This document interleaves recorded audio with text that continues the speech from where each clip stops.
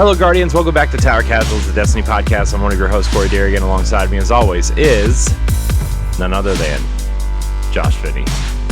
No nicknames this week. Nothing good happened to riff a nickname off of. What am I going to say? The laid off Josh Finney? No. The DDoS Josh Finney? No. That's true. It's not a great week. DDoS Finney? It's not a great week, Corey. I know. It's after a pretty decent maybe first half of the week. This week, not good. Today specifically. Yeah, it was a really interesting first half of the week. The weekend was kind of fascinating, and then we got today. So we'll get into that. We're gonna get into that later. We're gonna get into we'll talk about Epic and Creative Assembly. Creative Assembly was like the surprise one. Although I guess if you work 3 years on a game like Hyenas, you're bound to like have to give up some people. Considering that game was almost done.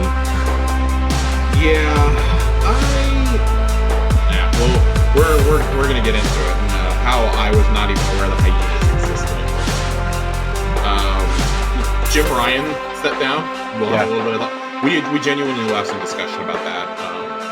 I believe we have a question about that tonight too. Yeah, that'll be interesting. Like, because his whole thing was like, let's get games as a service in here, and I wonder if they'll bring. I wonder if whoever takes over is going to be more focused on like what PlayStation is usually good at, which is the single player narrative games. Yeah, I'm really curious to see if they promote somebody from within or if they hire from the outside. You got to think it's going to be an outside hire, personally. But we got some Jim Ryan chatter coming up later. Yeah, let's jump right on into the Destiny of it. Yeah, let's do Destiny because we got a lot of things to talk about there as well. Small things. To talk about tonight. Yeah. Man. So if you've tried playing in the last 2 weeks, you have probably been hit with error codes galore. I'm actually shocked that the servers were stable enough last night to be able to do a full run of Crota without anybody getting kicked. Oh boy. No warnings or anything like that. It does seem like the error codes have kind of subsided since the Tuesday reset. At least like scaled down dramatically in terms of the difficulty of getting on. Like this last weekend was completely unplayable. Yeah, I tried to get on Tuesday, I think, and I could not get on Tuesday. Oh, so I'll amend my statement then. As of Wednesday evening, it seemed to be working pretty solidly. There's been a lot less like people in the Discord saying, "Oh my God, I'm getting DC'd." I've seen a lot less on social media. Well, there was also an update on Tuesday that my Xbox didn't download, even though I have, and that might be part of it. Yeah, so it's just one of those things that Destiny hasn't ever really had that we can confirm a true DDoS attack. Yeah. This happens in the year of our Lord 2023. I am no cybersecurity expert, so I'm not going to sit here and speculate on how easy it is or is not to get under control. I work for one. I could ask him. Honestly, like from what I've gathered and what I understand from doing some reading on the subject, it kind of seems like you just have to ride it out. You don't really, unless you can pinpoint it, which I mean, like if you're in like the US or Europe or Australia or Japan or something, like good fucking luck because you're going to get caught eventually. Yeah.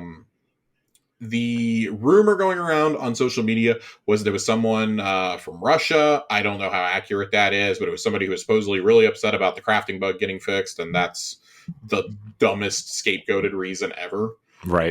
People DDoS things because they can and because it's a way to show off to their buddies. If anybody remembers, and this was the comparison I was drawing in the Discord earlier in the week, if anybody is old enough to remember, and I know a lot of our listeners are, the Lizard Squad attacks early in the Xbox One and PS4 life cycles. Yeah. Infamously, it got to the point where you couldn't enjoy playing your consoles on a major holiday because they would just DDoS them repeatedly around that. I remember 2 Christmases in a row. Like it was 2014, 2015, or 2013, 2014, one of the two. Yeah. That the servers were just completely borked. Yeah. And it started affecting more PS4 than Xbox after a while. That was the last time Sony really had like a major cybersecurity issue.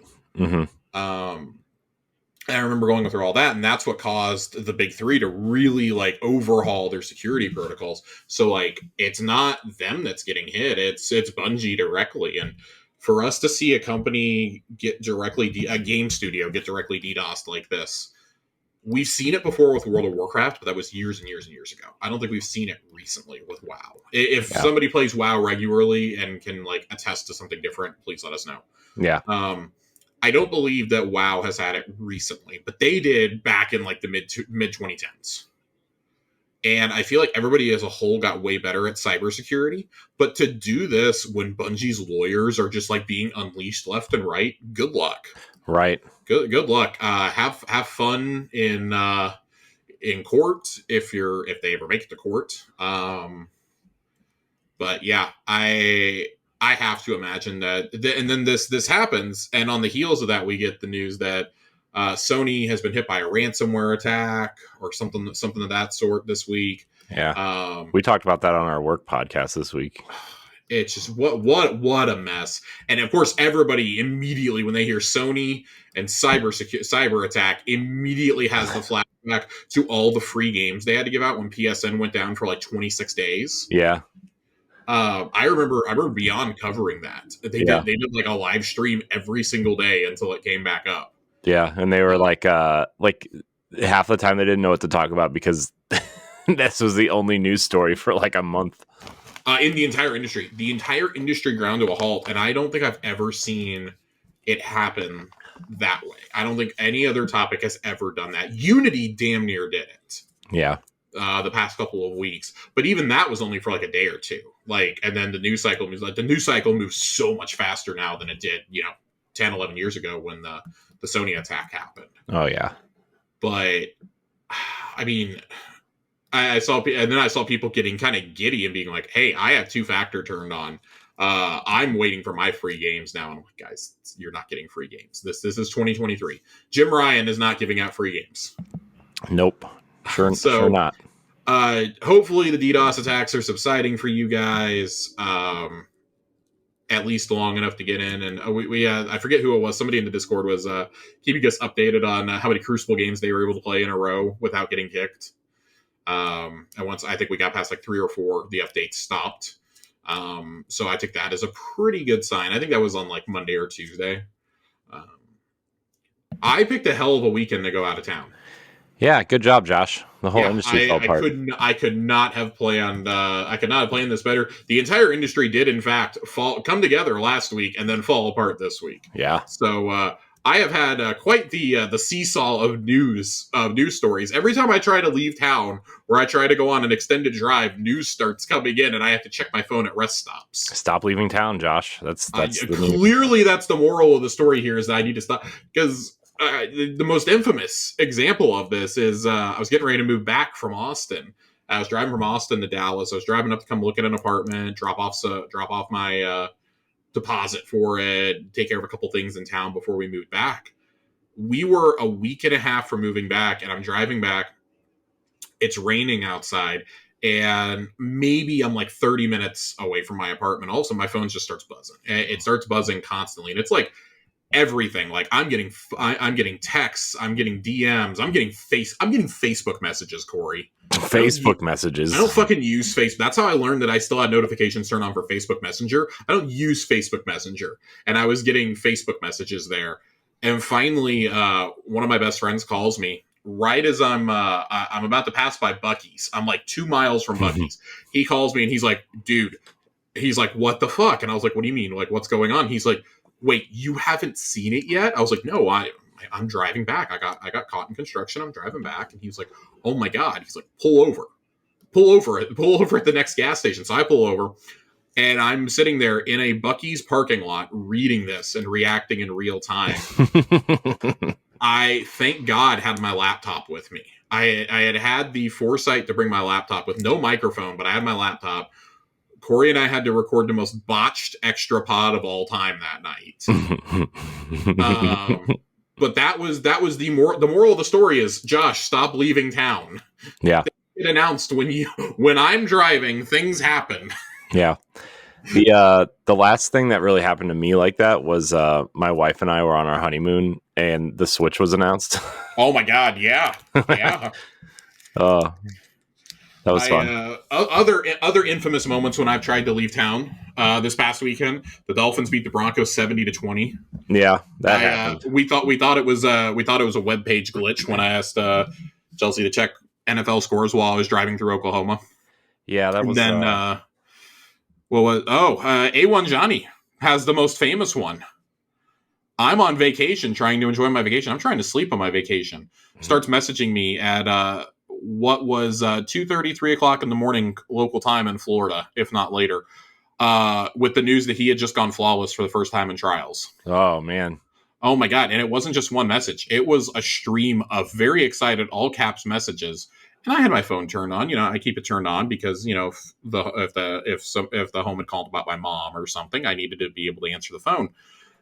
Well, it woke Chelsea up. Oh no.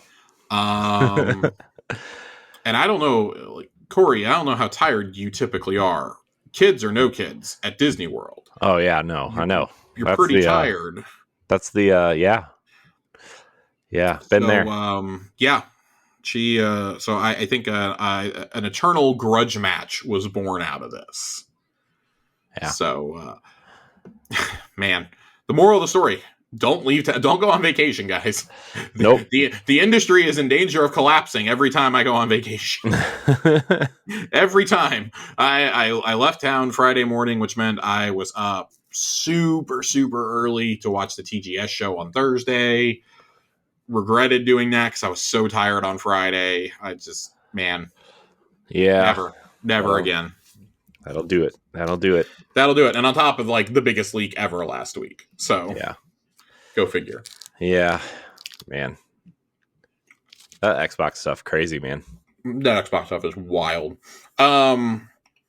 Let's just get on. Let's get on into it. We got TWAB. We got TWAB this week, Corey. The TWAB.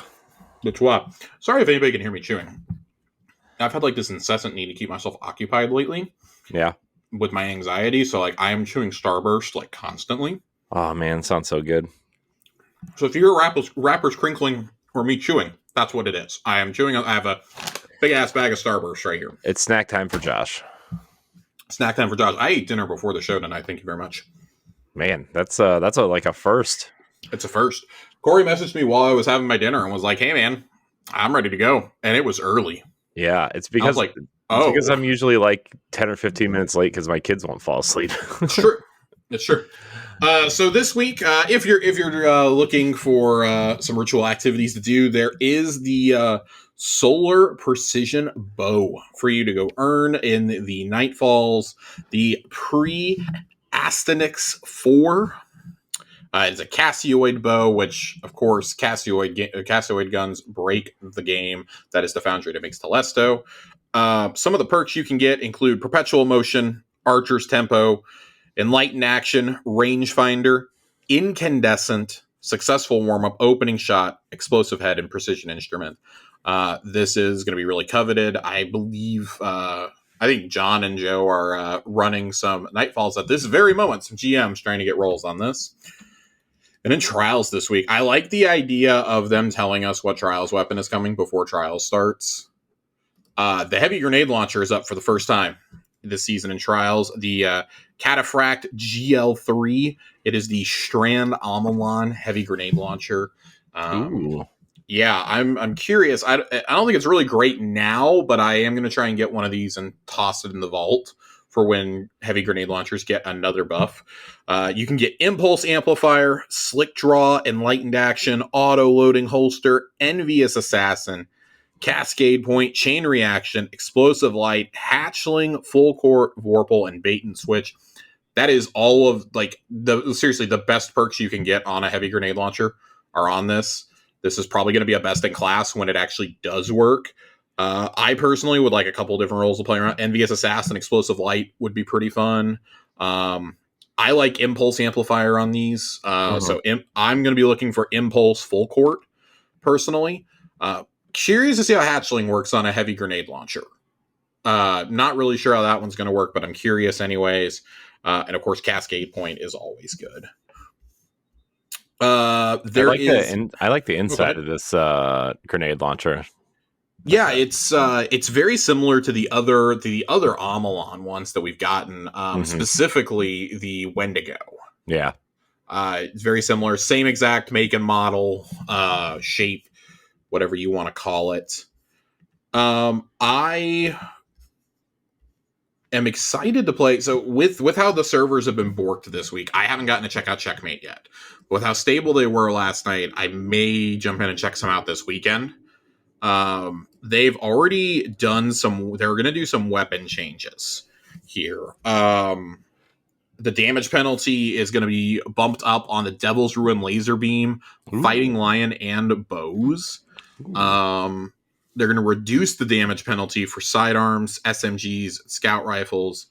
Bonus damage is going to be awarded to auto rifles, and pulse rifles is going to get a 5% bonus damage buff. Jeez. And then reduced bonus damage on hand cannons. That is most of the feedback I was seeing is that this is a really fun mode, but the score needs to be increased because the games just go way too fast. And that hand cannons and heavy feel really oppressive in here. Mm-hmm. There's too many heavy spawns, and hand cannons just dominate. I have actually found a hand cannon that I like, Corey. What is it, Josh? The Adept Warden's Law. Ooh. Back during weapon crafting madness 2K23, Joe and Johnny helped me get one of those lovely rolls. Ooh. So that has I got a couple rolls that I've been playing around with. Excited, double Nightfall weapons too, so I got like 5 of them that I could choose from. It's really fun. Nice. The burst is what makes it fun for me. Yeah. Because I like Crimson. If anytime I have to do a hand cannon challenge, it's Crimson. Crimson comes out. Yeah. Crimson is like the best non hand cannon choice for people who don't use hand cannons. It's basically a tiny pulse rifle. Yeah, which is like I think that's why I like Warden's Law so much. Is it feels like it's kind of like a pulse and a scout rifle had a baby. Yeah. It's kind of what it feels like to me, and this is like their little demon child. Yeah. So I really enjoy it. I know a lot of people like Warden's Law back in the day. I've never been a hand cannon guy, but I have not taken it out of my inventory yet. It is still sitting in my inventory, to its credit. So enjoying playing around with that one for sure. Maybe I'll take that into Checkmate this week and see how it goes. Do it. The biggest part of this week's update, really the only major part of this week's update. The game works. The game works, but gunsmith focusing. So with gunsmith focusing, they are going to update this in season 23. Sorry, I'm trying to talk while replying to my father about something. That's fine. Season 23, Banshee will offer focusing options for select foundry weapons. Gunsmith focusing is designed to offer players a way to chase after their dream roll of older foundry weapons while reducing the ever-growing size of the legendary world pool. This is cool because this is something we've been asking for. The select focusing options that Banshee 44 will offer are for weapons released from Season 16 to Season 19, which means these are at least 4 seasons old, i.e. 1 year. These weapons will no longer be obtainable from Legendary Ingram World Drops, and instead will only be available from Gunsmith Ingrams and focusing. You guys can come take a look at the entire list here, but the 4 foundries you're going to get are Suros, Hake, Viced, and Amalon. Some of the more notable weapons that are going to drop from here, of course, are the Taipan, Funnel Web, Crate, the Amit, Ragnal D, and Staccato 46. All of those are Synoptication. All of those are going to drop from the Gunsmith Ingrams now. I'm not a huge fan of how they're implementing this, and I'm gonna be completely honest here, and I'll explain this in just a second. But in season 24, we're planning to update this list with season 20 weapons for existing foundries, as well as adding a new category for field forged weapons. So field forged weapons, I don't know exactly what that means. If there has been some clarification on that, I haven't seen it, but I'm assuming field forged weapons, I hope, means previously craftable weapons. But here's the part that annoys me. Gunsmith focusing will also be replacing Banshee 44's 6-count weapons section. So with those 6-count weapons, you can get old, no more obtainable craftable weapons. Ooh. They can come into rotation through there. And with that, I'm a bit frustrated because they're already really limited. We have 3 seasonal releases that we can currently get out of the exotic rotator, which are the Season of the Haunted guns, the Season of the Seraph guns, and oh my god, what's the other release? I want to say Risen. I think Risen is the other group of weapons that you can get currently. So we still have no way to get plunder. The only way you can get plunder weapons is if they rotate through here or through Zur. We have long said that there needs to be a major update to how you get those weapons. Yeah. And I think the exotic rotator solves part of that.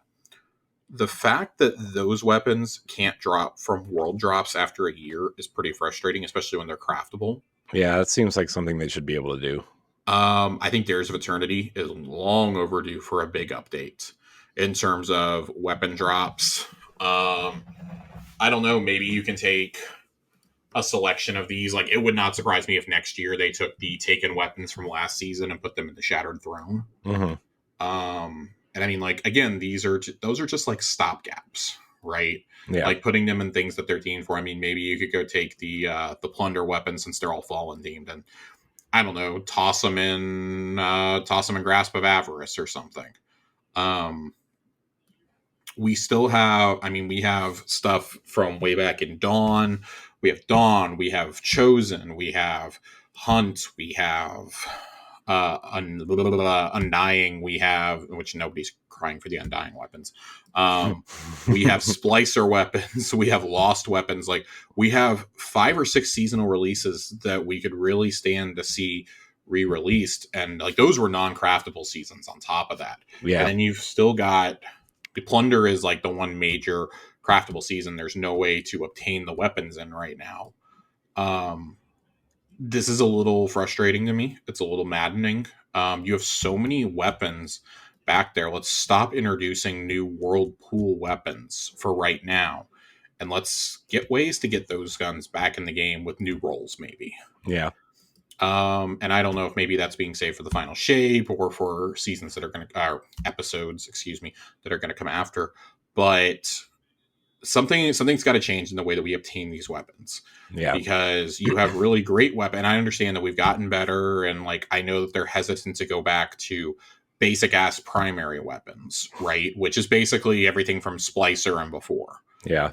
They're hesitant to go back to those in a world where we have Stasis and Strand, because as I said, they want elements on everything with how many different types of shields and modifiers there are and surges and whatnot. That's great. You can reintroduce some of those weapons with those, though. Yeah. And part of me wonders if maybe they're saving some of those older foundries to reintroduce for when we get a third element, maybe. I would like to see in the future us maybe get some elements that we don't necessarily like wield, but that are just in guns. Yeah, that would be interesting. Like Poison is definitely the one, right? Like they've already kind of done that a little bit. Yeah, I mean, Poison I think is a tricky one. I think Poison would have to be tied to Strand in some way. Just because like they want everything to have like a color and a symbol. And I think that's the only thing that ruins my little idea here. Yeah. Is because then but you also have like void weapons like La Monarch that poison over time. Yeah. And that's a problem. Yeah. So I do feel like Poison is probably the play. Like another element or two probably has to come into play at some point. But I'd even like to see, I don't know, like we talk about, we talk about, and I feel like half the reason that we're not getting those older weapons back from pre-Witch Queen, why we're not getting those foundries back is because they'd have to come up with origin traits for them and then decide if they're going to be craftable or not on top of that. Yeah. And since they don't have specific foundry perks, like maybe you come up with one that's like, because I mean, the Splicer weapons are clearly Vex themed. Mm-hmm. The weapons from Plunder already have one. You can come up with a few of these though that just like, oh, they reach across multiple releases because these were like all Vex themed, or these were all Elixir or Cabal themed. Yeah. I don't think anybody's gonna sit. Well, I shouldn't say nobody because people will decry it as lazy, but I don't know if there would be a huge controversy if we took some of the perks from the haunted weapons and tossed them onto the chosen weapons. Mm-hmm. In a future where they're made craftable, just be like, oh, well, that's kind of like a generic Cabal perk. Like, we're going to evolve perks going forward. I don't know. It feels like something that needs to be addressed and probably won't, but I'm going to remain hopeful. Mm-hmm. I already think that the weapon crafting pool is pretty large as it is, and it's if you don't play, like if you don't gather those, as we've learned, if you don't get those patterns the year they're out, it's damn near impossible to get them otherwise. You only get 5 or 6 of those crafting tablets a season out of the premium pass. Mm-hmm. That shit's locked behind the premium pass too. Yeah. Which does bother me because I would argue that the people who have the premium pass are probably the people who need it the least. Put some of them on the premium track, sure, but I think a lot of them should be in the normal track as well. If this is a system you're truly intending to keep past season 24. Yeah. Or season 23, excuse me. Season 24, I think, is the final shape. Yeah.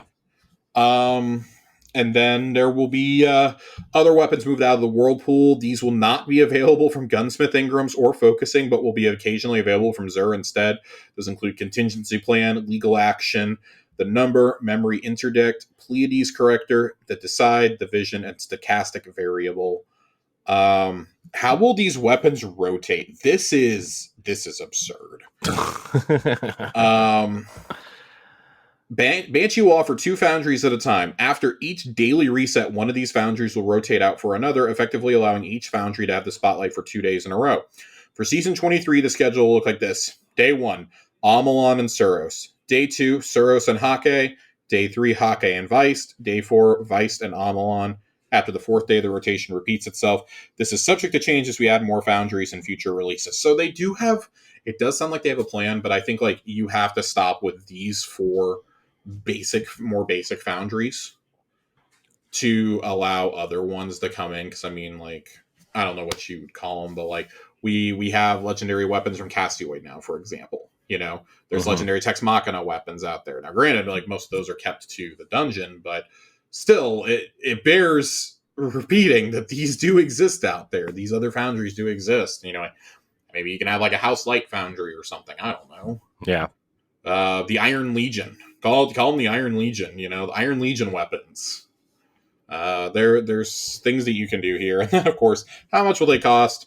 3 Gunsmith Ingrams and 5,000 Glimmer. What a fucking crock. Yeah. What a fucking crock.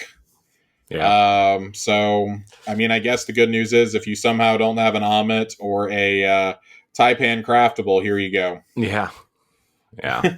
Man. How do I get Gunsmith Ingrams? By ranking of Gunsmith reputation, lost sector completions. So normal gets you a 20% chance at one. Legend solo and platinum gives you a 40% chance. Master solo and platinum gives you 60%, and then free roam chest 20%. They're gonna fix this. Yeah, they're gonna go back to the drawing board on this one. Like 2 weeks into the season. Yeah, this is yeah. Yep. It's not great. Nope, not great. 0. It's not great. My and I mean, like, a lot of that is just like my blind annoyance at how difficult they're making it to get stuff that's not current. Yeah. Like, just because it's not out this year doesn't mean it's not good and not worth playing with. Yeah. I'm baffled. It's really confusing for old stuff, right? Especially, you know, I mean, it's just, I don't know, man. It's rough. It's crazy. It's not great. It's not. I mean, I don't know. I don't know what you even say at this point. Yeah. So on one hand, happy they're bringing focusing to Banshee. On the other hand, it's not the kind of focusing we thought we were going to get. Really don't understand why you can't just decrypt into older weapon sets from him. Yeah. But that probably would get too confusing as time goes on. Mm-hmm. Yeah. So that's it. That is our TWAB. TWAB and That is our TWAB, guys. tiny TWAB. It is a very, very tiny TWAB. I'm not expecting a whole lot from the next few weeks. We are going to go into Halloween, which means we will get probably a Festival of the Cost centric one next week. But I still don't even know the dates off the top of my head for that one. Festival of the Cost. Yeah, I don't off the top of my head. I'm trying to think of when it is, and I just have no idea. There's nothing on the seasonal page about it either. Yeah. Coming soon to your wallet everywhere. Coming soon to your wallet everywhere. I have looked at some of the data mine stuff, and I'm just so thankful I don't care. There's no bigger relief for me than seeing an event in a game that I play regularly and going, "Oh, thank God, I don't need anything from it." Yeah. Considering I just spent like 3,000 V-Bucks on My Hero Academia skins in Fortnite. I guess that kind of works as a segue into our next topic. We wanted to talk tonight a little bit about games as a service, like the health of games as a service overall. With the news today that Epic Games is laying off approximately 900 employees. Yeah. The makers of Fortnite, by the way, everybody who doesn't know. The makers of fucking Fortnite. The publishers of Fall Guys and Rocket League. The creators of Unreal Engine. It's just, there's so much over there. I saw somebody describe it earlier as, how can a company that has the cash cows of Fortnite, Unreal Engine 5, and the Epic Game Store possibly have to lay the 16% of their workforce off? Yeah, I was just about to ask that question. 900 people is about the equivalent of closing Bungie down, for the record. Yeah. One of the studios most notably hit by this is Mediatonic. Mediatonic is the studio that made Fall Guys, originally published by Devolver. Epic bought them out 18 months ago. Yep. Bought them 18 months ago. The game was brought to all platforms a few months later after it had been promised a year earlier to all platforms. I definitely thought that was thunder, and that's just the asshole in the car outside revving his engine. Oh, neat. I heard that. Yeah. I thought it was my stomach rumbling, and I was like, I mean, I'm hungry, but I don't think... It's the asshole with the charger. They go and they buy this. They go and buy Mediatonic up. They bought Psyonix a year or two earlier. I thought they bought that. They bought them up in like 2019. Yeah, something like that. They've owned them for 18 months and are effectively killing the studio. We had a report from Inside Gaming earlier today saying that the studio is basically done. Fall Guys is basically done. Jason Schreier, who broke the initial news about not just the Epic stuff, but also about Jim Ryan retiring like 12 hours earlier. Jason's been real busy. He's supposed to be on paternity leave, but Jason's been busy. Guess not. Well, I don't think he's on paternity leave. He's writing his third book, I believe. But poor Jason's over here having to break news on his sabbatical. And he came out this afternoon and clarified, no, the studio is not shut down, but they have severely gutted it. Yeah. A lot of people have been laid off from that studio. That was one of the hardest hit areas. Yeah. I mean, there's probably just like a skeleton crew left. I mean, and I think anybody who played Fall Guys with any regularity could tell you that the games community has been pretty dissatisfied for a long time. As early as last November, there was a hashtag going around, #SaveFallGuys. Mm-hmm. And we were like, oh, well, that's a little surprising. Yeah. Yeah. And it later turned out that was pretty much because, there were a lot of problems. And their response to that was to vault a bunch of stuff and not actually fix it. Yeah, this is so... This feels really premeditated. Yeah. Psyonix is, I won't say completely untouched, but I will say like their production teams seem largely untouched by this. And I think it's because Rocket League is a pretty notable esport. Yeah. But I will note that across Epic, outside of the Mediatonic heavy hit, They also sold off Bandcamp, which they bought less than 2 years ago. I mean, Which was always I think it was less than a year ago. it was always a really weird choice for them to invest in Bandcamp. When they did it initially, I was like, what the hell? They were clearly trying to go all in on this metaverse shit, which has completely collapsed. Well, they bought Bandcamp and Harmonix. So like they were like double dipping. Harmonix is the one I'm very surprised got away with not being completely gutted here. I am genuinely terrified for the future. Yeah, I would think like Harmonix would have been the first one because what are they working on besides like music stuff for Fortnite? Really? Harmonix still releases every single Friday, still releases new tracks for Rock Band. Oh yeah, I It forgot. should be noted that's a skeleton crew. Yeah, it's a skeleton crew. They had an exclusive in the works for Stadia, which got canceled. Oh right, I forgot about that. They had an exclusive Stadia game. I always forget Stadia existed and had exclusives at one point.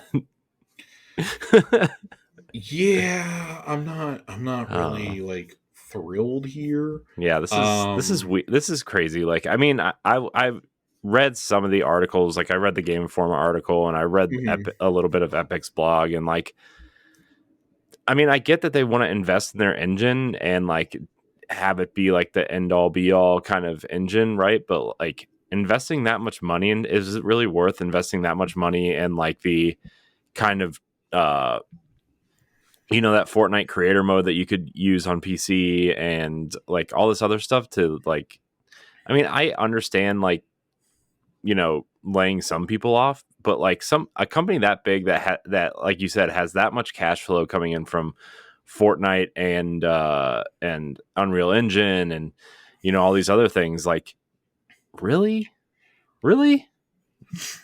yeah, it's pretty inexcusable, frankly. I mean, this is a company that is worth like $19 billion and you can't figure out how to take care of your employees.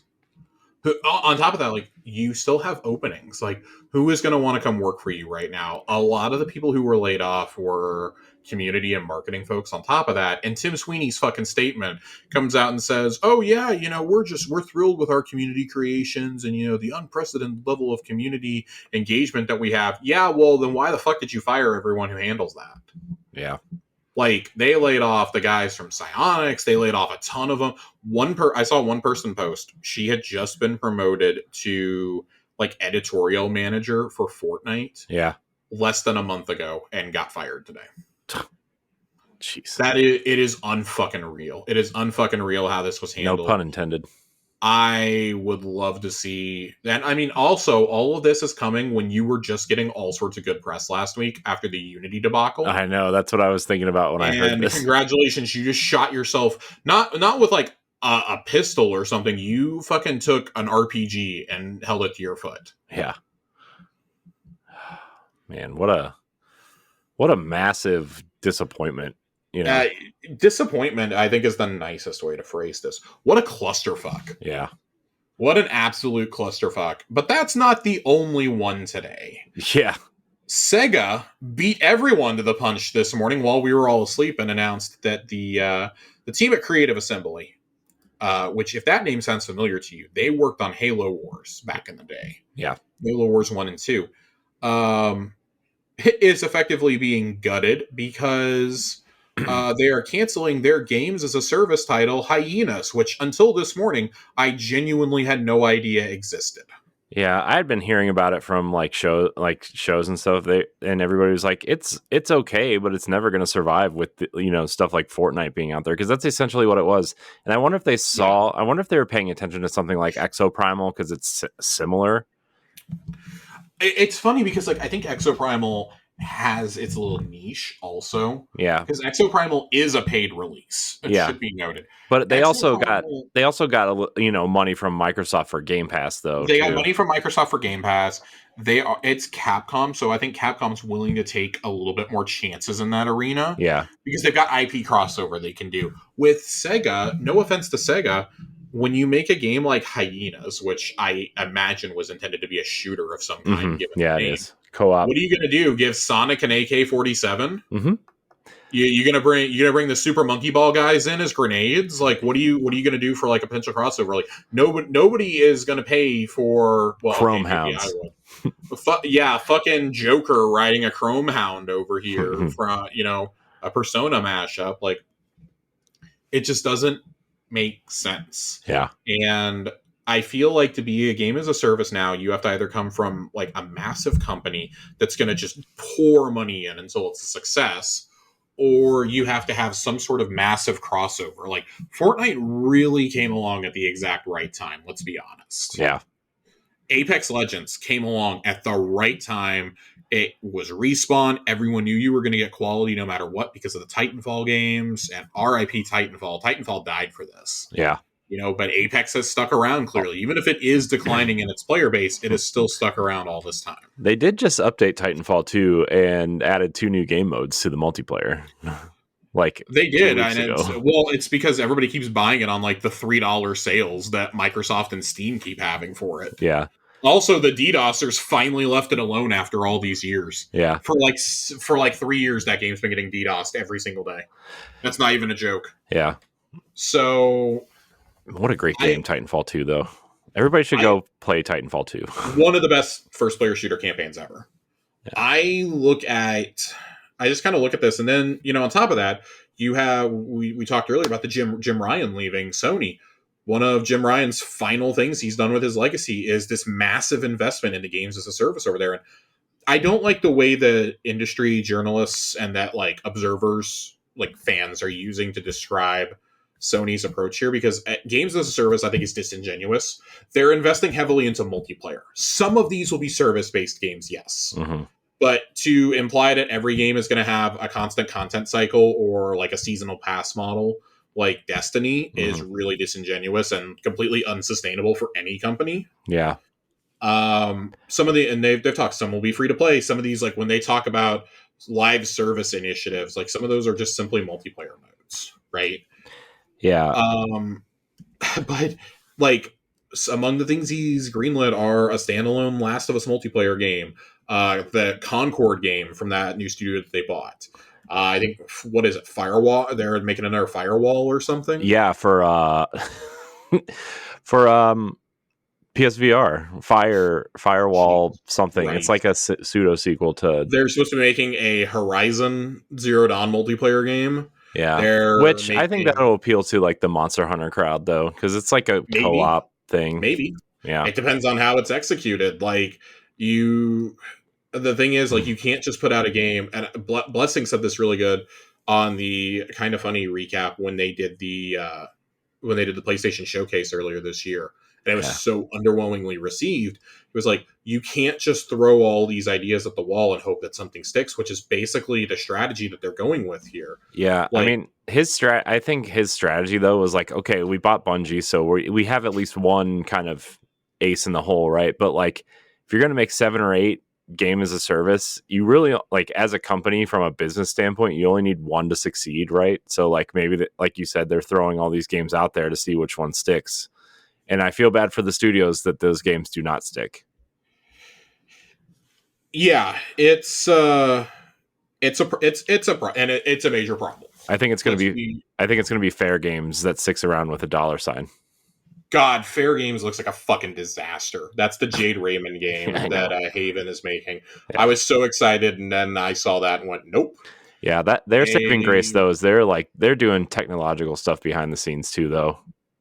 Yeah, I look at what they're planning for the next, the next 3 years is basically set, at least. Mm-hmm. We always talk about how like AAA games need 4 to 5 years now to fully be realized, at least. Mm-hmm.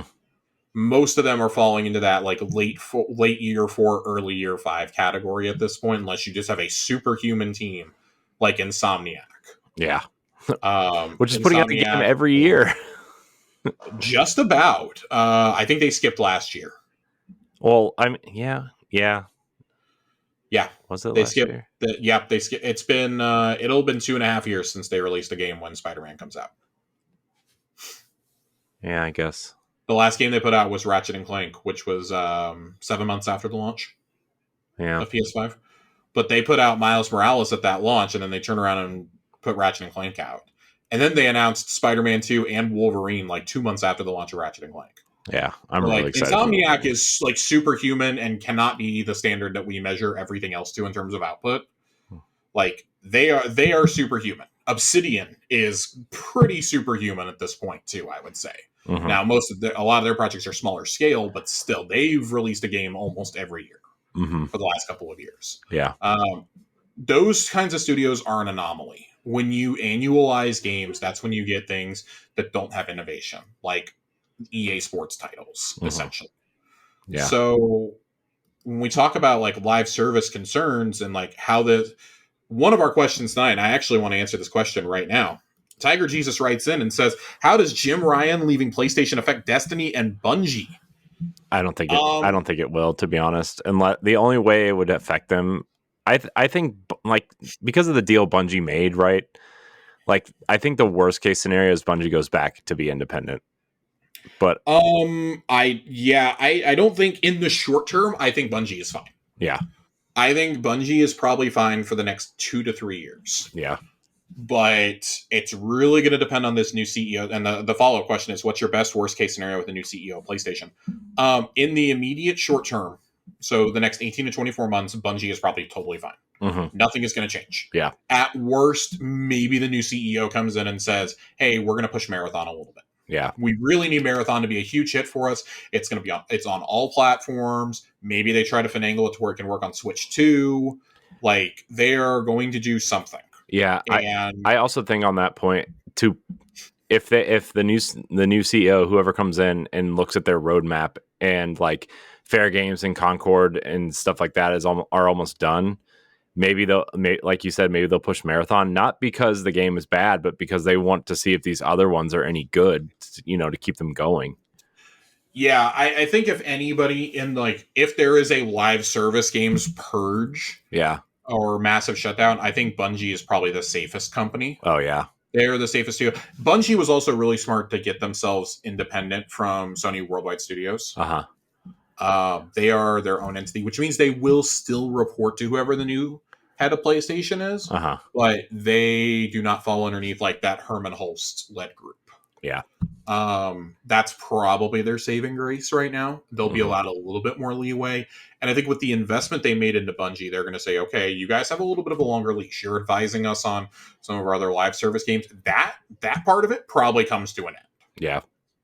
Because they're going to be like, we can't get a single one of these games out the door. Like, they delayed The Last of Us multiplayer based on, or Factions, whatever the fuck it's going to be called, on Bungie's recommendation. Yeah. So at a certain point, you have to say, okay, we got to take a step back. We got to figure out our new priorities. New CEO is going to come with a new business plan. Jim Ryan's business plan is probably being followed through until at least end of fiscal year 2024. Mm-hmm. I would say the new CEO, it takes a while for a new leader to start stamping their mark on it. We talk about this all the time when there's acquisitions, right? Like, Bungie largely has kept to the same plan that they had for the last, they got acquired. The announcement was made in January. The purchase was completed in July of last year. We're probably still on the path that Bungie had for themselves pre-Sony buyout, minus like the Sony Armor collaborations. Yeah. Right? Like, I can't imagine. Maybe Episodes is Sony stepping in and being like, hey, let's get a little bit more like consistent revenue going here. Yeah. Or maybe that's just Bungie genuinely hearing us like, hey, we want something with a little bit more substance. Either or. Outside of that, I mean, like, the Marathon reveal, that's 100% a Sony thing. That feels to me like something they were not ready to do. We talked about that at length here. It really feels like that one got rushed, and maybe even like the reveal of Cade coming back for the final shape was really rushed. But then by them saying, hey, we really don't have anything to talk about for this year. Yeah. Outside of Spider-Man 2, let's sort of, not even Helldivers, and at the time they probably didn't know it, Helldivers isn't even going to make it out this year. It's being sent out to die in February. Yeah. I think you look at where they are for next year, though, and I think that's probably where the point of concern comes in. Maybe for Bungie is towards the end of next year.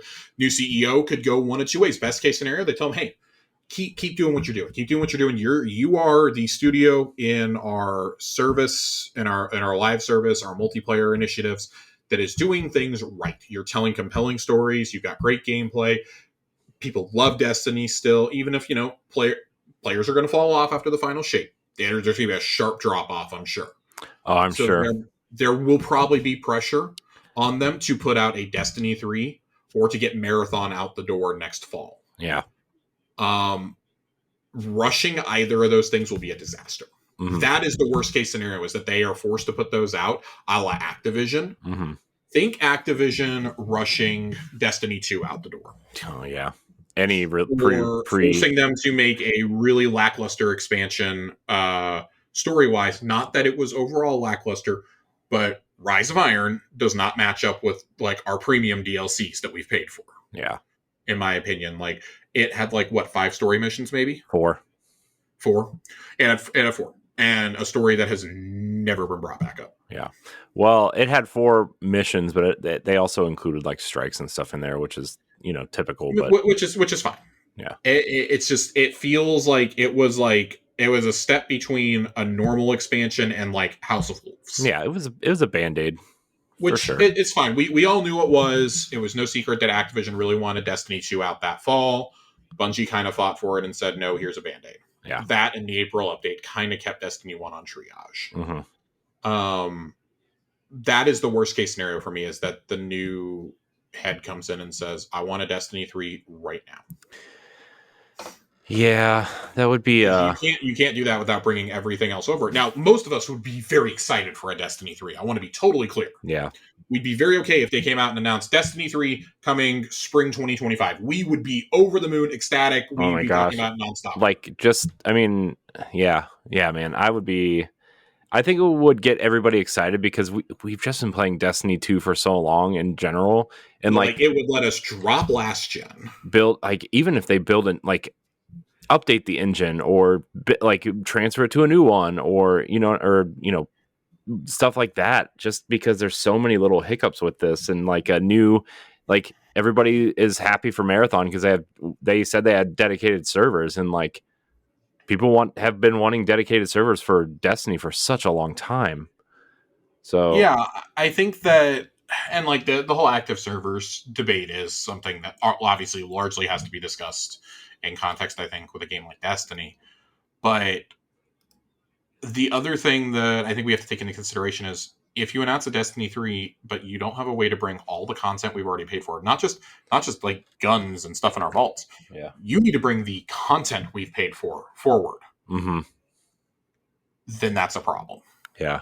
That's a huge problem. Like, the next Destiny release needs to be the final one. It needs to be the place where all these stories live on. You can download, et cetera, et cetera. Go listen to any one of the past 150 episodes. I'm not here to exhaust anybody, but the best case scenario is that they're allowed to do something like that. The worst case is, I want a Destiny 3, and then 2 years later I want Destiny 4. Yeah.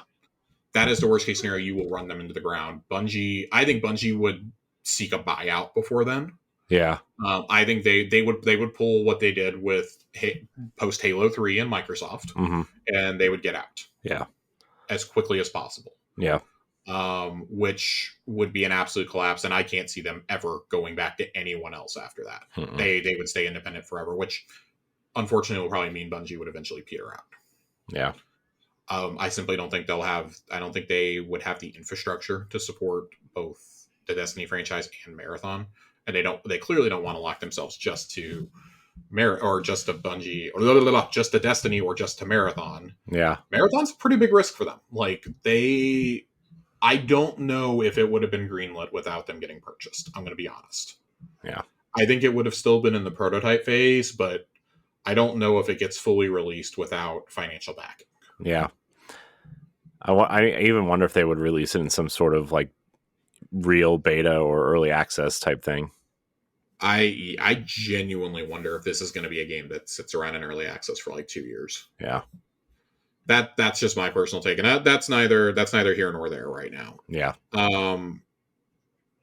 So to answer your question, Tiger Jesus, yeah, best case scenario, Jim Ryan leaving has no impact. Mm-hmm. It has no immediate impact. It could be more. He's the one who decided to bring him in. I mean, new CEO may just decide, okay, I don't like where this trend is going because games as a service overall is a really bad trend in this industry.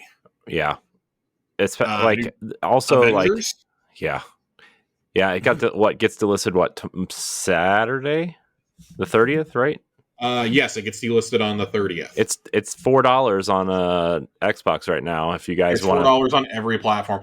Andy Cortez tweeted out a list of games as a service title. Live games that depend on large player bases to survive are being sent out to die. Among the ones that have closed down recently, and by recently I mean the last couple of years, Vampire Bloodhunt, The Cycle Frontier, Gundam Evolution, Rogue Company, Friday the 13th, Knockout City, Rumbleverse, Crossfire X, Spellbreak. Hyena's never even made it out the door. Yeah. Avengers can be added to this list. I'm sure there's been other ones that we're just not remembering. Yeah, I mean, you even look at something like The Division. I mean, it's still going, but it's like, man, that game was like, and they're making it Division 3. And it's fine. Well, The Division is a cash cow. It's a cash cow for Ubisoft. People like us go out and buy it for the story, and they're like, hey, look, 15 million people bought this. Clearly people want to play it. They aren't looking at retention, but they did do like two major expansions for The Division 2. Yeah, and it's also like you look at Ghost Recon, the what was it, Breakpoint?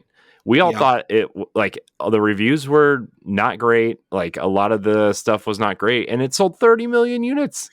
It's selling based off the IP name alone. Yeah. And I mean, like, with The Division, I will say at least at The Division, you can play solo. Mm-hmm. You have to be connected to the internet, which is some bullshit, but you can at least play that game solo. You don't have to play with others. Yeah. They corrected a lot of the mistakes with Division 2 than they did Division 1. But I mean, like, what if a game like Sea of Thieves released hypothetically underneath the PlayStation Studios banner? Would it, and it released in the state it was when it released in 2018? Yeah. Do we think it would have been given the time that Microsoft gave it? I doubt it. I mean, maybe like a year. I don't even think it would get that far. I'm going to be honest. The reason that game survived and got the chance isn't just because it's Microsoft, and Microsoft has done multiplayer pretty well for the better part of 20 years. Yeah. It's because they had nothing else. Yeah. That this had to work. That was a massive investment by Rare. Yeah. They were pretty much told, get it working no matter what. And I mean, by the anniversary update, by the 1 year update, it was pretty functional. I mean, now it's one of their most wildly successful games on Game Pass. Yeah. And Steam. I think you have to look at, when you look at a live service initiative, if it's not coming from, I have more faith in PlayStation doing them right. Frankly, PlayStation has a history of horrible multiplayer decisions. Yeah. I have more faith in them because I know I know the pedigree of PlayStation's first party suite. Yeah. I have more faith in them getting it right, or at least being given a chance to correct their mistakes. Because I don't think that, like, Naughty Dog, we know, is not just working on factions. No. That is in addition to Last of Us 3 or whatever new IP they're working on. I mean, it's got to be Last of Us 3 now, right? With the success of the show, and if they want to continue to do it past 3 seasons, because they already confirmed part 2 is being split into 2. Yeah, I guess I'm just like kind of talking hypothetically. Yeah. Like, we look at a few things. We look at what Guerrilla. We look at what Guerrilla's doing. Guerrilla's going to continue doing Horizon, but they're going to do this multiplayer Horizon game also. Yeah. We look at, what Sucker Punch is doing, Ghost of Tsushima, and they did Ghost of Tsushima, but they did a multiplayer mode. Legends is actually really fun. It's just nobody knew it was there. Yeah. Well, it didn't come out for like 6 months, right? And it came out as like a free update, and like great update. And I think that would be Sony's strong suit, right? And outside of Destiny, honestly, is like, you make that single player game everybody loves, and then you give people an update to keep them engaged. Like, I actually think that Horizon multiplayer mode would be a great update to Horizon 3, just to, because you'll get your money's worth out of the campaign, right? And then if you like it and this update shows up, you're like, oh, okay, I'll try it out. And then, you have a couple friends, like it'd be the Ghost of Tsushima route. Same with Last of Us. For me, my biggest thing is, if you're going to put out a game as a service, first off, it's really hard to put it out if it has any sort of exclusivity. Yeah, it's got to exist on every platform. It's got to exist at least on PC to give you a fighting chance. Yeah. And the sooner Sony learns that, the better off they're going to be. Yeah, I wonder what this. And I think that's why it's a good idea for these to be standalones, is because it's just a free download. We're not losing anything. Nobody's going to go buy a PS5 because they heard about a free Horizon multiplayer mode. Yeah, right. Yeah, and I also wonder. I know their PC strategy is like a year to 24 months after it comes out on PlayStation, right? But I wonder if for certain games they'll reconsider. It'll largely be up to the new CEO, because it seems like Jim Ryan was pretty entrenched in the state. Yeah, that's what I'm saying. We're not doing this. It really feels like it's going to have to be the new CEO's decision. Yeah. But I think that's where they're being smart, though. You have studios that are making multiplayer modes and multiplayer games in addition to the single player output, and it may take a little bit longer those single player games to get here. And I really think like, okay, well, if some of these come out and they flop, like it's not the end of the world. And that's something like Concord, which is coming from their new studio they acquired, and I'm completely Fire Sprite. Fire Sprite, is that what it is? I thought it was Fire Sprite, and I didn't want to misspeak. I mean, I'm not. It's so similar to Fire Walk. Yeah. Or Firewall, whatever the fuck that game is called. we don't want to see good studios get sent out to die like PSVR 2. Yeah. So. Oh man, PSVR 2, man. I guess like to stop talking in circles, like games as a service is a trend that I think we figured out a long time ago. It's just not going to work for the vast majority of games. But the problem is games take so long to produce and they're so expensive. Like Suicide Squad is going to be a game as a service. That's a live service game. That is getting sent to die. Yeah, that's rough. It is getting sent to die. It is coming out 2 weeks before the final shape. That is the ultimate. We are sending this out to die. Yeah. And that's after it was delayed by almost a full year. Yeah, I wonder how much it'll sell based off IP alone, though. Based off IP alone, Warner Brothers will probably declare it a success. But I don't know a single person. I have not seen a single person online or that I've talked to personally who has said, "Yeah, I'll even pick this up when it goes on sale." Everyone is dunking on this game. Yeah. We want a Justice League game. We don't want the Suicide Squad. Yeah. And it really bums me out. This is Kevin Conroy's final appearance as Batman. That alone is going to get people to buy it, I think. But you look at the games as a service trend and really like, or even like, I hate the term games as a service. Live service games. Yeah. And outside of the MMOs, so World of Warcraft, ESO, Phantasy Star, those still bring in players and money. You have your freemium games, right? Which Fortnite, Apex, Genshin Impact, Warzone, PUBG, I guess you can those 5 altogether. Your only true like game as a service, which is a game that gets an expansion and has seasons and things like that you pay for, is Destiny is free to play. No, it's free to start. It's free to start. You basically get like a 2-day trial. Yeah, and the trial is so shitty, who would want to keep playing? Yeah. So you have Destiny 2. You can, I guess, the Division is begging for us to include it here.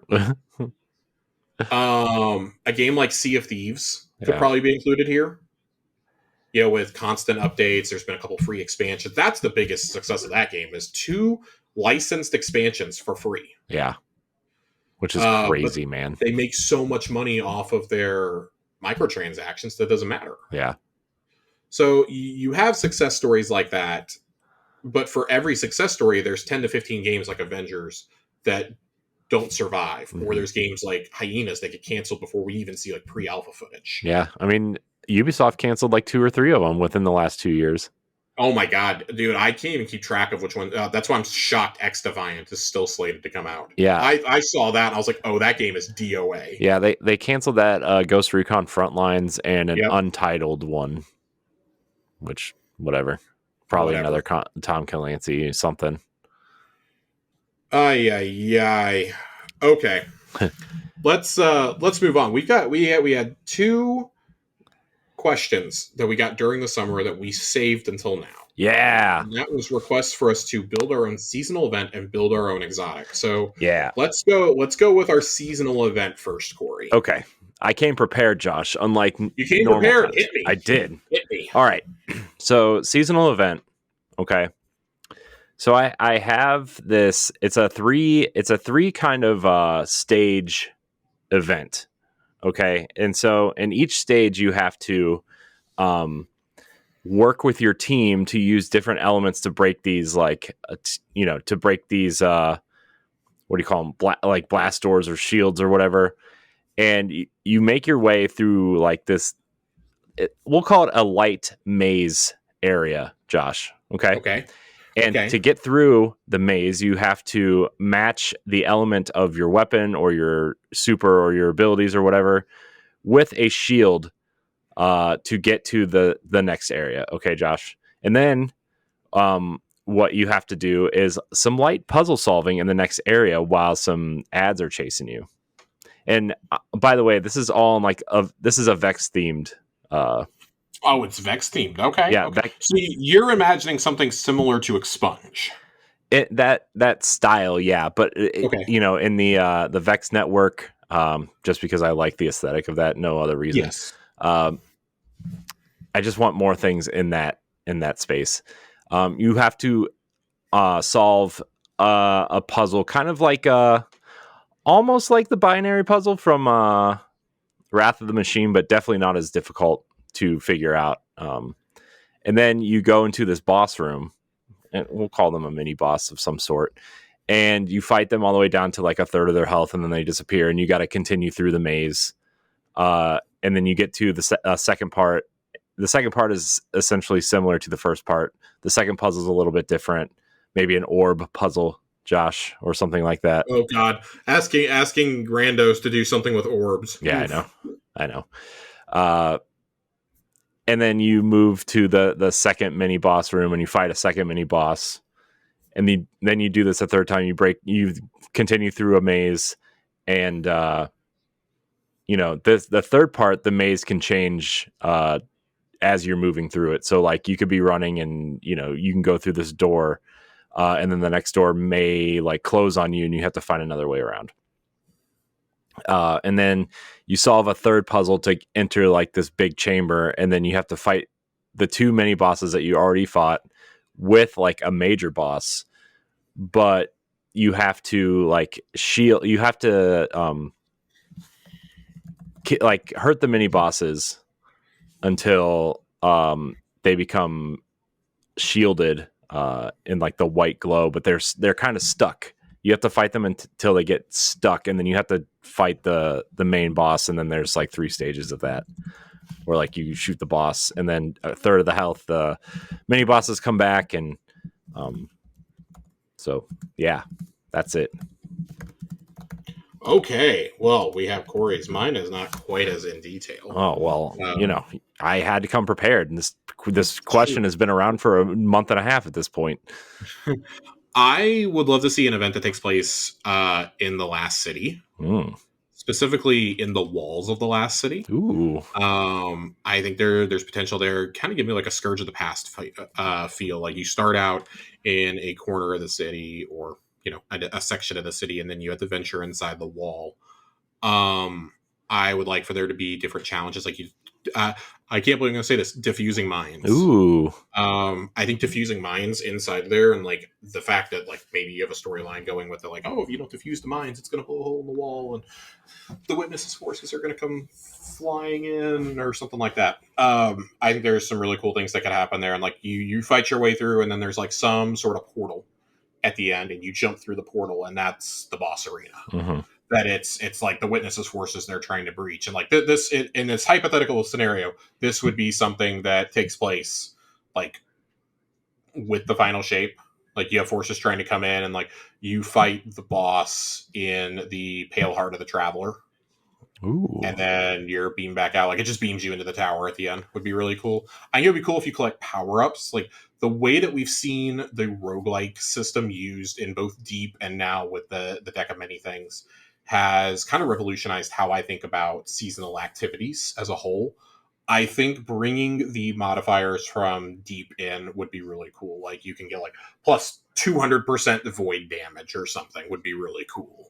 But like you can change it up every run. I think the cards are fun, but having to wait as long as I've had to get some of them is a real bummer. Mm-hmm. I mean, we're 6 weeks in, and I'm still missing like 2 major cards, which is really aggravating that stuff is time gated. I'm not going to play this stuff after the season is over. Let's be honest. So I think things like that would be really cool. And I like to see as part of it, like maybe if you do it on master mode, you have a puzzle that you can solve in there once a week. You can solve a different puzzle. Like there's 3 different puzzles, and you assemble an exotic gun throughout those 3 puzzles. Ooh, that's fun. Like you do the puzzle, you kill the boss, you get a piece, and that constructs your gun at the end. Ooh, I think that could be really cool. nice. Which, to wit, are choices for build your own exotic. I had one ready, Corey. Mm. And then I must confess, Crafting Madness made me go back to the table with this. Ooh. Specifically, the Demon Love Child that Joasis made. Oh, God. That fired off both Incandescent and Volt Shot at the same time. Oh, God. I think it would be really, really cool if you had an exotic LMG where you shot 2 elements off, but it was such a rapid fire that you had both perks up constantly. So you were both, say, you have both perk columns, but all 5 elements are in there. Ooh. And you can choose what you want. Ooh. So you can if you have Strand on, for example, you can start tangling them with Strand. Ooh. But if you have like Volt Shot, you're electrifying them at the same time. Like, so that first column, you would need Volt Shot or Incandescent. Your second column would be your Strand, your Stasis, or your Void, because that's your slowing mechanic. Right. So you're slowing them, but you're also lighting them on fire or electrifying them at the same time. And I'd like to propose one other thing. You change your elements. I actually think it would be funny if it was randomized. Ooh. If when you reload, you keep the elements you have, but if you double tap your reload button, it doesn't reload the gun, it randomizes your elements for you. Ooh. I think that could be really funny and really wacky at the same time. The reason I'm putting it on an LMG is this thing would absolutely break the Crucible. You could never ever use it in there. This would have to be banned in the Crucible, or like 100%. It'd have to be locked, like functionality disabled, etc. This is absolutely something that is meant for PvE and PvE only. In my my hypothetical scenario here, I'm even going to throw people a bone here, Corey. Ooh. Throw people a bone because I want to keep it an even 3 elements in each column, and we don't have a 6th element just yet. Yeah. This is operating underneath the assumption that we are not getting a 6th subclass anytime soon. What if you could use SIVA particles in that first row? Yeah, SIVA particles. So you have things constantly swarming too. Ooh. I think that would be really. I think that could be really funny. That'd be awesome. The idea of someone getting frozen while SIVA particles are swarming around them is really funny. Yeah. Yeah, and they're dealing continuous damage while you're doing that. So nice. I like that. That's the idea I came up with. The Demon Love Child. That's what we're calling it. The Demon Love Child. Ooh. Well, Josh, funny you're talking about elements because mine actually revolves around elements too. Ooh. Mine is called, because we have to honor Lance Reddick, it's called the Commander's Will. Ooh. It is a elemental double-barreled shotgun that shoots slugs. But one barrel always has the element that you have equipped. So if you have Void equipped, the first barrel is Void. And the second one is always like the opposite set of power. So like Stasis or Strand, if you're you know, if you're equipping a light power, that second barrel has darkness powers. And this kind of ties into the event that I described a little bit. I was trying to make a weapon that kind of resembled that. And you have to kind of go through the event, like you said, using finding parts or whatever. But really that the event is to like unlock the catalyst, which what I kind of came up with was like the the shotgun gets a little bit more powerful, kind of like what's the assault rifle that came with Lightfall? What's it called? Silver Storm or whatever. and like it gets a little bit more powerful. But the catalyst that you're working for, as you keep reloading, you can reload up to 3 times. If you get to that final reload and your super is full, you get an overshield. So it's kind of like a gun for people who like to be tanks. So it's Titan's the gun. Yeah, pretty much. The Commander's Will. Yeah. I still maintain we're getting a gun named after Lance. Oh, I bet we do. Shape. I think we will. I'm telling you, Reddick's Lance. That's what we need. Yep. Reddick's Lance. Let's go. Man, wouldn't that be cool if like they added a Guardian named Reddick? I mean, I know he plays Zavala, but like just in the lore, and that was the story behind that Lance. That would be really cool. Yeah. I would love for, and I mean, like this will never happen because it would be too cool. When you finish the Final Shape campaign, you get a weapon they found from the old Earth times. Yeah. From before the collapse, and it's a glaive, and it was like wielded by it was wielded by one of the witnesses minions or something, and ordinary humans fought back, and one of them who wielded it dubbed it Reddick's Lance. Yeah. And that's the weapon that like you're given at the end as like the savior of Earth. Yeah. God, I write really bad fan fiction, but something like that would be really cool. I mean, find, or like it's a quest. It's like the epilogue quest that you're given. Yeah, that'd be so cool. You go back to the Cosmodrome and find it. Yeah, super cool, like, man. Maybe you like find out about like the past for your Guardian, and it's like, oh, you fought alongside them or something in the before times, like protecting the evacuees. Yeah, would be really cool. Nice. All right, Corey, we have a couple questions tonight. Before questions. We get out here, we don't have too many questions. We have a couple. This is the least amount of questions we've had in a couple of years, I think. Where were you guys this week, huh? Oh man, listen, we had a couple big topics. I'm actually kind of happy for the lesser amount of questions. Yeah. Titan writes in and asks, last week you mentioned how Red Death will have to be completely reworked, but since it's being teased as a solar auto rifle, do you think they'll evolve the restoration verb to have it be different than Crimson, but still faithful to D1 Red Death, or would that break the game too hard? It all would depend on how the timer works for restoration with this gun. Yeah. Because that has the potential to be instantly broken in so many builds. That I just aka Solar Warlock standing in a not in a well, in a rift. This has potential to be really, really broken. I would imagine they've thought through every possible scenario though to bring this gun back. Yeah. I mean, I wonder if it'll be different, just overall different. I hope it is a rework, but I mean, a solar auto rifle isn't the worst. It's not bad. It's just, if restoration is invoked, I think you have to use that very sparingly. I don't think they like that every endgame build has to be built into 100% restoration already. Yeah. I think maybe if it tied into like recovery a little bit, but I don't know. I think this gun is probably going to break the game when it comes out, no matter what. If it has any kind of healing factor. Yeah, I'm sure. And then Jiggly Panda writes in. Jiggly Panda. Three questions. Ooh. First question: if you could see Destiny collab with a sport, what would it be? Cricket. Cricket. I want a cricket bat as a heavy weapon. Cricket bat. Jeez. A sport.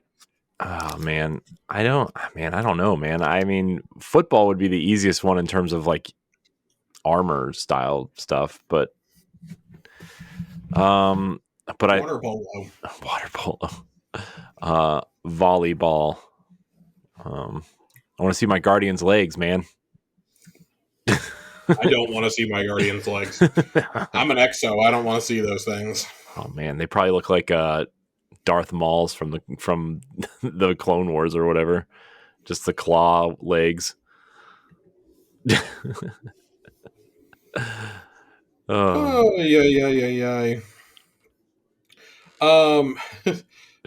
Jiggly Panda also asks, what exotic weapons do you think will return in the 10th anniversary? No Land Beyond, question mark? No Land Beyond probably has to be one. It's such a huge meme. Yeah. That I think No Land Beyond probably, since it didn't come back with Crota, it's going to have to come back there. Yeah. I also see people still like beg for Icebreaker. I'm like, dude, that's not coming Icebreaker's never coming back. It's let it go. The dream is over. The dream is dead. Yeah. It broke the game last time. They're not going to bring it back. It's over. It's done. Yeah. Let it go. Get out of here. I really think No Land Beyond is like one of the final weapons they can bring back from D1. Yeah. We are starting to really run out of weapons. Yeah, I was going to say, like, what, like, really important exotics could they, like, potentially bring back that aren't already over? Not even important, but just, like, iconic ones. Yeah. Like, Galley worked because it was Galley. Yeah. That, and to be completely clear, if they hadn't brought that back for the 30th anniversary, that would be the answer. Yeah. Gallarhorn would be the answer. Yeah. But with them already announcing 3 exotics returning for just base final shape, I really can't. Again, Kostov would be one that I would think, but that's coming back in the base game. It's already coming back. Dragon's Breath isn't getting anybody excited. Nope. So I really don't think we have too many exotics left that can really. I mean, maybe. Oh God, what was the Warlock Void Scout? I always forget the name of this, but I always wanted it, and I never fucking got it. The exclusive, like the classic exclusive, the one you could only use on Warlock. Yeah, I forget what it was called. It was cool. I always wanted one too. Could potentially be one. I think that was the only reason why I played it. Like started a Warlock was to try to get that weapon because Titans, remember, were stuck with Fabian strategy. That's fine. Hunter's got Ace of Spades, which was the coolest looking one, and then everybody fucking got it in Forsaken. So I don't want to hear it from any of you. Our gun got given to everyone. We got hoed again. We lost our Vanguard and our exclusive weapon in one fell swoop. Well, look, fuck y'all. Y'all should have had to pick up Fabian strategy. Fuck y'all. No. God, I'm so glad that gun is gone. Gun sucked.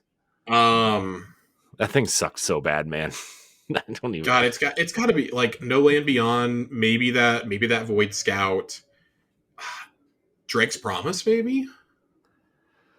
Yeah, maybe.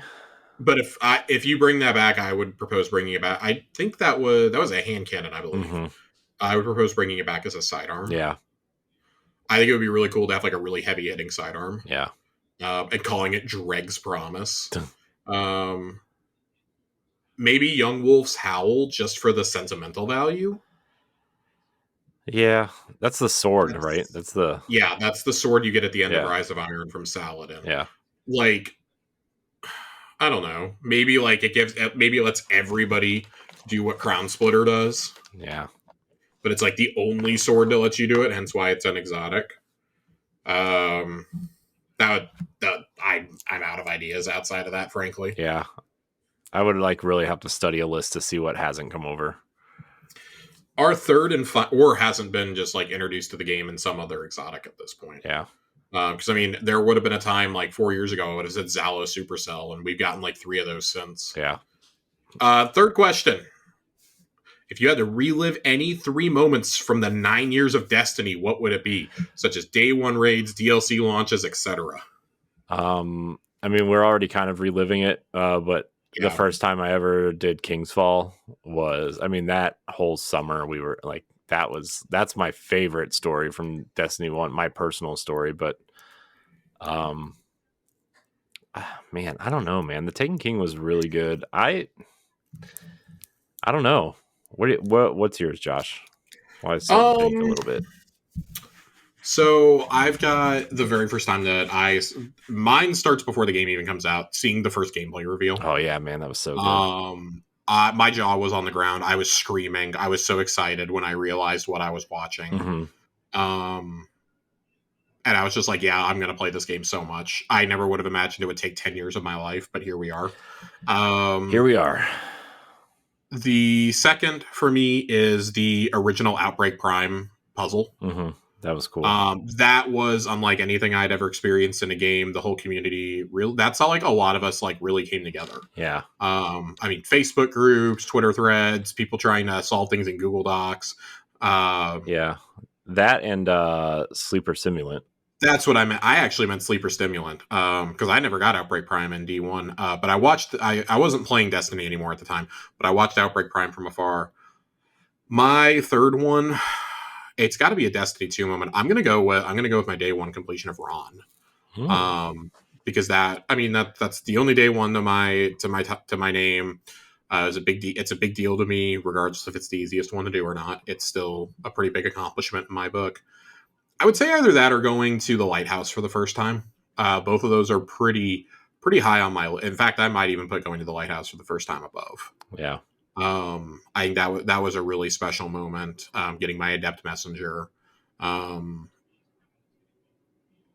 Destiny 2 has had so many good moments though. Yeah. I've taken like every DLC off of work, I think. The last time that I worked on a Destiny DLC I've never worked on the day that a Destiny DLC's come out. I've like gone to work in the morning and then gone home for the DLC launch. Yeah. I also I think the only one I missed was Rise of Iron. I played that later in the week. That's the only one.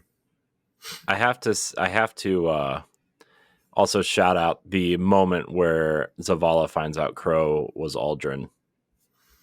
That such a fucking good cutscene. I mean, we could probably do like top 5 cutscenes at some point. Yeah, that'd be good. That'd be good. We're gonna do some countdowns leading into the final shape. Yeah. In season 23, we're gonna do some countdowns. Yeah, because I want to do that. I want to do our top 5 seasons. I want to do our top 5 cutscenes, top 5 story revelations. Maybe favorite lore pieces.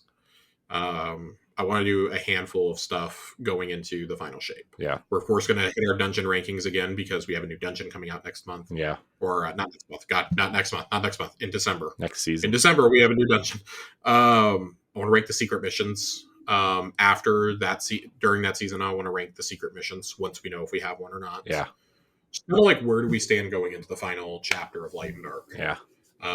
Best adversary. What are the best adversaries the Guardian has ever faced? Oh man, that would be a good. Who are the most formidable adversaries? Yeah, that's a good one.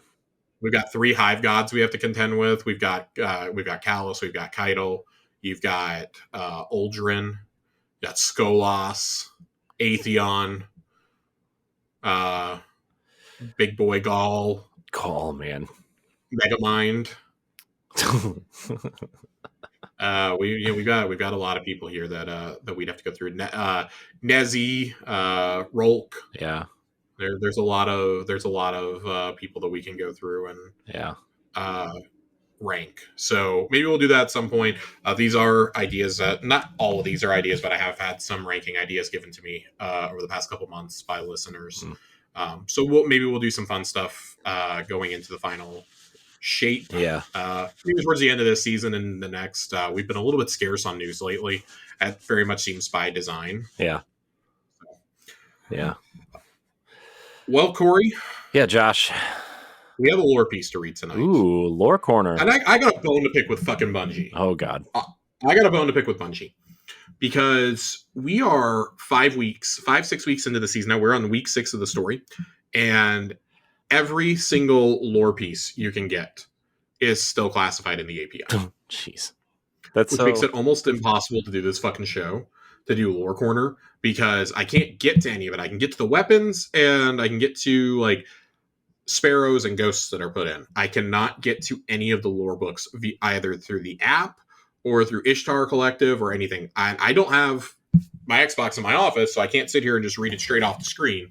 It's becoming a pretty big problem. Yeah, this is like ridiculous. We've gone 2 or 3 weeks before. We are now on week 6 of me not being able to access stuff from week 1. Yeah. And that's just sad. But we endure.